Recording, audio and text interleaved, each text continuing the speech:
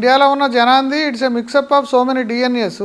అసలు డిఎన్ఏ అనేది బయలాజీకి చెందింది, మతం అనేదేమో మనసుకు చెందింది, హృదయానికి చెందింది కదా. అలా అనలేదు కదా. అంటే గోల్ ఇది సావర్కర్ నాటికే ఈ చర్చ ఉన్నది. మతం వేరు, మతతత్వం వేరు అనేది. మతతత్వం అనేది రాజకీయం. మతం అనేది నమ్మకం. మతతత్వం అనేది పాలిటిక్స్. ఈ 2 వేరు. ఈ తేడాని జనం ఇంతకుముందు గమనించేవారు కాదు. హిందుత్వ అంటే ఏదో ఒక మీటింగ్‌లో అంటే ఎవరో ఒక ఆమెకి బాధేసింది. మరి మీరు హిందుత్వం నేను కాదమ్మా ఈ మాట అన్నది.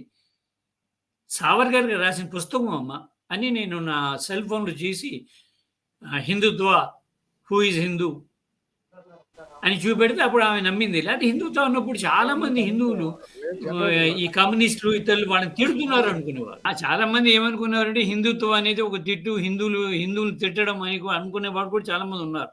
ఎక్కువ చదువుకున్న వాళ్ళు కూడా ఈ బాబత్లో ఉన్నారు. చదువుకున్నోళ్ళు ఎలాగో ఉన్నారు.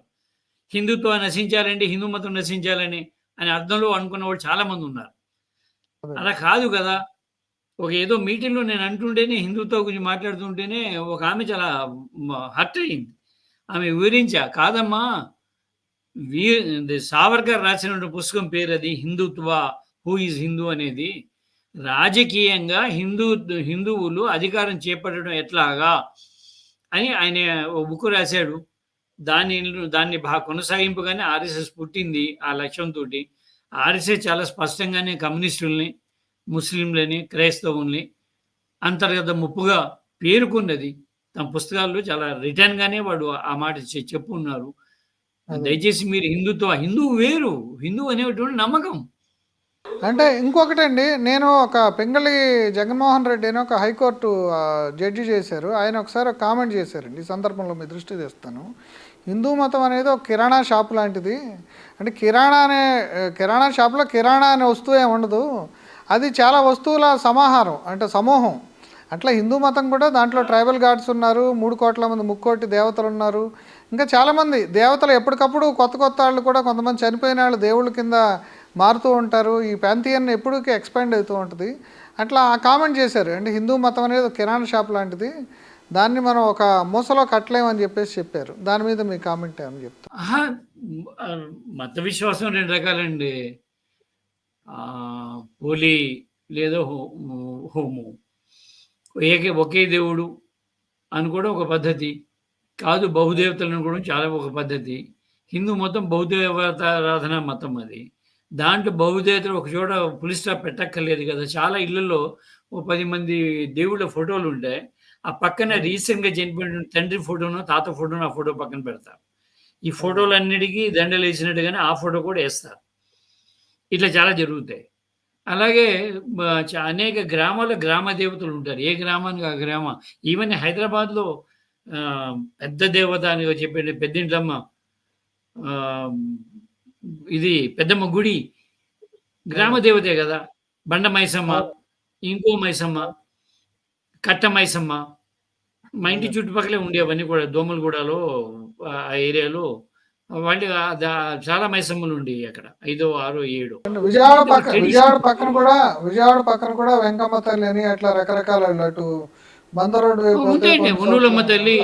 మీరు ఇక్కడ కొల్లేరులో పెద్ద తీర్థం జరుగుతుంది పెద్దింట్లమ్మ.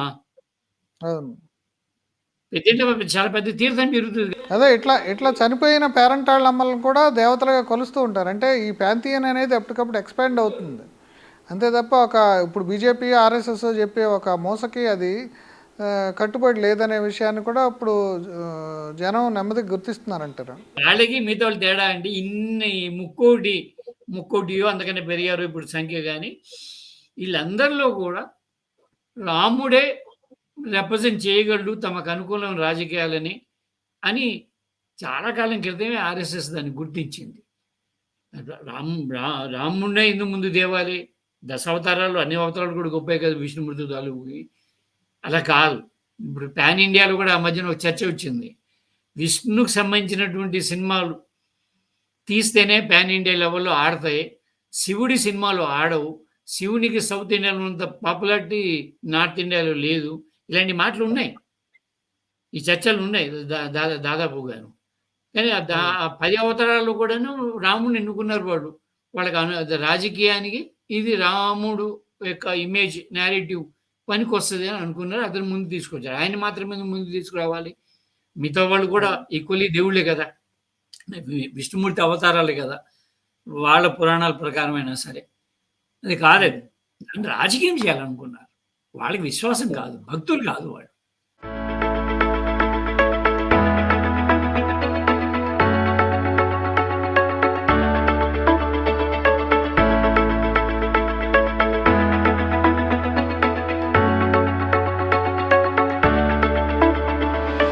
అదే ఇప్పుడు మతతత్వ రాజకీయాల పట్ల చాలా యాక్టివ్గా ఉండే కమ్యూనిస్ట్ పార్టీలు లేదంటే ఈ లెఫ్ట్ ఫోర్సెస్ ఈ మధ్యకాలంలో కొంత వాళ్ళు తగ్గున్నారు. నెక్స్ట్ అంటే వీళ్ళ ధాటికి బీజేపీ ధాటికి తట్టుకోలేక లేదంటే ఎలక్షన్స్లో వాళ్ళకి సరైన మెజారిటీ రాకపోవటం వలన మొన్న ఇండియా కూటమిలో కూడా నిజానికి వాళ్ళు ముందు చేరి కూడా తర్వాత ఎందుకనో చురుకైన పాత్ర వహించలేకపోయారు. గతంలో హరికిషన్ సింగ్ సూర్జిత్ లాంటి వాళ్ళు, సోమనాథ్ చటర్జీ లాంటి వాళ్ళు కూడా చాలా యాక్టివ్ పార్ట్ తీసుకోవటం వల్ల ఒక సెక్యులర్ డెమోక్రటిక్ గవర్నమెంట్స్ ఏర్పడటము, ఆ సెక్యులర్ డెమోక్రటిక్ ఫిలాసఫీ ప్రాపగేట్ కావటం జరిగింది. ఇప్పుడు మళ్ళీ ఈ రాహుల్ గాంధీ ఏదైతే అంటే కొంతమంది అంటాం ఏంటంటే రాహుల్ గాంధీ అనవసరంగా సెల్ఫ్ గోల్ చేసుకున్నాడు, రిలీజియస్ మ్యాటర్ని అక్కడ తీసుకొచ్చి అని చెప్పేసి అని విమర్శించే వాళ్ళు ఉన్నారు. ఇప్పుడు ఇప్పుడు నేను ఏదైతే చెప్పానో ఇంతకుముందు ఎవరైతే స్తబ్దుగా ఉన్నారో ఈ సెక్యులర్ శక్తులు వాళ్ళకి ఏదన్నా ఇప్పుడు ఈయన ప్రసంగం నుంచి కొంత ఊపు వచ్చి ఈ సెక్యులర్ రాజకీయాలకు ముందుకెళ్ళే అవకాశం ఉందంటారు. నేను కమ్యూనిస్ట్ పార్టీల గురించి ప్రస్తావన దీనిలో చేయడం కరెక్ట్ అవునో కాదో తెలియదు కానీ నాకైతే కమ్యూనిస్ట్ పార్టీ మీద అభిప్రాయం ఏంటంటే కమ్యూనిస్ట్ పార్టీ చాలా గొప్ప పనులు చేయాల్సిన సమయంలో మీరు ఇప్పుడు సుర్జిత్ సింగ్ గురించి చెప్పారు, లేదా సోమనాథ్ చటర్జీ గురించి చెప్పారు, మీరు ప్రస్తావించారు. ఆ కాలం వేరు. తర్వాత ఏమైందంటే క్రమంగా కమ్యూనిస్టుల డిమాండ్లని మెయిన్ స్ట్రీమ్ పార్టీలు తీసేసుకున్నాయి. కొత్తగా కమ్యూనిస్ట్‌కి ఏం అది డిమాండ్ చేయాలో అర్థం కాకుండా ఇల్లు పేదవాడికి ఇల్లు, బియ్యము, బట్టలు, చదువు, వైద్యము ఇవన్నీ కూడా ఇతర పార్టీలు తీసేసుకున్నాయి. ఆరోగ్యశ్రీ పథకాలు వచ్చేసినియి, పక్కా ఇళ్ళ పథకాలు వచ్చేసినియి. పేదలకు ఉచిత బియ్యం వరకు ఈ రూ. 2 కిలో బియ్యం అడిగేవారు. నాకు తెలిసినంతకు 1980లో బెజవాడ వీధుల్లో ఊరేగింపు చేస్తూ కిలో బియ్యం రూ. 2కి అమ్మమనేవారు. ఎప్పుడు? 1980లో. ఇప్పుడు 2024లో ఉన్నాం మనం. ఇప్పుడు బియ్యం రూ. 2 కాదు, ఫ్రీ. అదే. Totally free. సో ఇవన్నీ కూడా హైజాక్ అయిన తర్వాత కొత్తగా డిమాండ్ ఏం చేయాలో కమ్యూనిస్ట్ పార్టీ నేతలకి అర్థం కాల. మొదటి పాయింట్. రెండో పాయింట్ ఏంటంటే మతం మీద కమ్యూనిస్ట్‌కి చాలాగా ఒక కన్‌ఫ్యూజన్ మొదటి నుండి కూడా ఉన్నది. మతం అంటే ఆర్ఎస్ఎస్సే కాదు. అది మతతత్వం. మతం అనేది ఉండాల్సిన అవసరం ఉంది. సొసైటీలో ఉండాలి, ఉంటుంది, ఉండాల్సిన అవసరం ఉన్నది. Heart of the heartless society ఇది. ఏ దిక్కు లేని వాడికి ఓ దిక్కు మతము. హక్కుని చేర్చుకునేది అదే. అనాథలందరినీ కూడాను హక్కుని చేర్చుకునేది మతమే అనే మాటలు కార్ల్ మార్క్స్ చెప్పున్నాడు. అదే కార్ల్ మార్క్స్ ఆయన రిలిజియన్ ఈజ్ అన్ ఓపియం అన్న మాటే చెప్తారు కానీ ఆ తర్వాత కంటిన్యూగా మాట్లాడింది ఎవరు చెప్పరండి. అక్కడ కూడా తప్పు మా అర్థం ఉంది. ఓపియం అంటే మందు. మత్తు మాత్రమే కాదు. మత్తు మందు కాదు అనాల్సింది. మతం ఒక మత్తు, మతం ఒక మందు అన్నా కూడా బాగానే ఉండేది. మార్క్స్ అక్కడ వాడేటప్పుడు ఎంత పొగిడాడు ముందు చూడండి. 5 వాక్యాల్లో పొగుడుతాడు. ఈ హృదయం లేని సమాజానికి అది హృదయం. దిక్కు లేని వాడికి దిక్కు అది. ఈ మాటలన్నీ అన్న తర్వాత రిలీజియన్ ఇస్ ఓపియం అన్నాడు. ఓపియం అనే మాట ఎందుకు అన్నాడు? ఇట్ ఈస్ ఇంటాక్సికేషన్ అనొచ్చు కదా! అది మత్తు మాత్రమే అనొచ్చు కదా! ఓపియానికి 2 లక్షణాలు ఉంటాయి. నల్ల మందు అంటాం దాన్ని. దానికి మత్తిచ్చే లక్షణం ఉన్నది. మందుగా పనిచేసే లక్షణం కూడా ఉంది. మనసుకి స్వాంతన కలిగించడానికి కూడా అది ఉపయోగపడుతుంది. ఆ పాత కార్ల్ మార్క్స్ తెలివినోడండి. ఒక పదం వాడాడంటే దానికి 5, 6 అర్థాలు ఉంటాయి దానికి. ఫిలాసఫీలో ఒక అర్థం ఉంటుంది, ఎకనామిక్స్‌లో ఒక అర్థం ఉంటుంది, సోషల్‌ది ఒక అర్థం ఉంటుంది. ఇన్ని కలిపి మాట్లాడతాడు ఆయన. ఆ 3 రంగాల్లో కూడా ఎక్స్‌పర్ట్స్ కాబట్టి ఫిలాసఫీలో, పాలిటిక్స్‌లో, ఎకనామిక్స్‌లో, లిటరేచర్‌లో కూడా. లిటరేచర్‌లో విపరీతమైన షేక్స్‌పియర్ అభిమాని ఆయన. ఇది ఇప్పుడు ఈ మధ్యన చూస్తున్నా కదా! A spectre is haunting the Europe అని మొదలుపెట్టాడు కమ్యూనిస్ట్ పార్టీ మేనిఫెస్టోని. యూరోప్ నువ్వు భూతం వెంటాడుతున్నది అని చెప్తే మన కమ్యూనిస్టులు నచ్చడం అది. భూతం అంటారా? ఇప్పుడు కూడా నచ్చడం చాలా మంది. ఇంకేదో పదాలు వాడే ప్రయత్నం చేస్తున్నారు. అదండి. సో ఇట్లా డిస్టార్షన్ వీళ్ళది గానీ మార్క్స్‌ది కాదు. ప్లీజ్. రెండవది అదే. మెయిన్ స్ట్రీమ్ పాలిటిక్స్ ఎకోమోడేట్ చేసుకోవడం మొదలుపెట్టిన తర్వాత పేదవాళ్ళని గానీ, వీళ్ళని గానీ ఇంకేమి కొత్త డిమాండ్ పెట్టాలో కమ్యూనిస్ట్ పార్టీల దగ్గర లేదు. రెండోది ఎన్నికల్లో ఉన్నటువంటి లక్షణం ఏంటంటేనండి స్టాక్ మార్కెట్ లాగా మీకు స్టాక్ మార్కెట్ అనుభవం కూడా ఉంది కాబట్టి చెప్తున్నాను. స్టాక్ మార్కెట్‌లో ఒక షేర్ పెరగడం మొదలుపెడితే అవసరానికి మించి పెరుగుతది. అదే. ఒక షేర్ తగ్గడం మొదలైతే దానికి వాస్తవ విలువ కన్నా తగ్గుతది. మాప్ తర్వాత సైకాలజీ. తర్వాత కరెక్షన్ వస్తది. అది వేరే కథ. అదండి. అంతే గదా! సహజంగానే. ఇది కమ్యూనిస్ట్ పార్టీకి నాయకత్వం ఇస్తున్న వాళ్ళకి అర్థం కాలా. మోతాదు పెరిగిపోయినప్పుడు ఏమవుతది అది? దాని వెనక తగ్గ కరెక్షన్ రావాల్సిందే. ఇప్పుడు కరెక్షన్ వచ్చింది. ప్రజలు తీసుకొచ్చారు కరెక్షన్. నిజమే. ఈ ఎన్నికల్లో కమ్యూనిస్ట్ పార్టీలు పెద్దగా ప్రభావం చూపింది లేవు. అసలు ఇటీవలి కాలంలో కమ్యూనిస్టులకి ఎన్నికల ముందు వాళ్ళంత కన్‌ఫ్యూజ్డ్ పార్టీ భూమి మీద ఏది ఉండదు. అంటే కోపం వస్తది చాలా మందికి గానీ, ఎవరితో చేరాలో, ఏ కుటుంబంలో ఉండాలో, ఎంత యాక్టివ్‌గా ఉండాలో కూడా తెలీదు.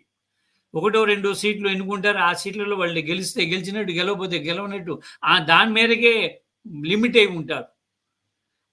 ఆ స్థాయి దాటి వెళ్ళే ప్రయత్నాలు చేయరు. మహా అయితే ఇది కూటమిలో ఉన్న సభ్యులతోటి మొత్తం మీద ఎన్నికల సమయంలో ఆ 2 నెలల కాలంలో ఒక మీటింగ్ ఏదో జరుపుతారు.